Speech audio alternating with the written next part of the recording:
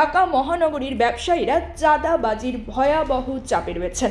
সর্বনিম্ন 10 লাখ থেকে শুরু করে 5 কোটি টাকা পর্যন্ত চাঁদা দাবি করছে সন্ত্রাসী ও রাজনৈতিক দলের সাথে যুক্ত চক্রগুলো। ভয়ে অনেক ব্যবসায়ী দোকান বন্ধ রাখতে বাধ্য হচ্ছেন। মিরপুর 10 নম্বরের বেনারসি পল্লীর ব্যবসায়ী সোহেল রানা চাঁদার দাবিতে বারবার হত্যার হুমকি ও মারধরের শিকার হয়েছেন।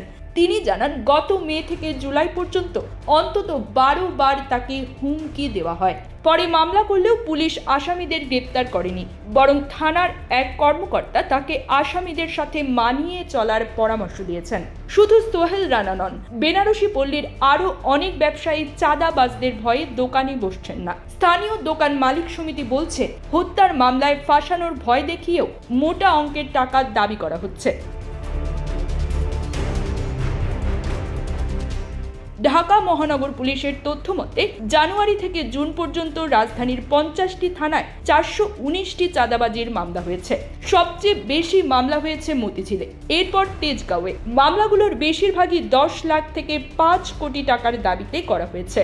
এছাড়া সাবেক সংসদ সদস্য, রাজনৈতিক নেত্রী, এমনকি সাধারণ ব্যবসায়ী ও আইনজীবীরাও চাঁদাবাজির শিকার হয়েছেন। রমনা, গুলশান, তেজগাঁও সহ বিভিন্ন এলাকায় ভয়ভীতি দেখিয়ে নগদ অর্থের পাশাপাশি চেক নিয়েও অর্থ আদায়ের অভিযোগ রয়েছে।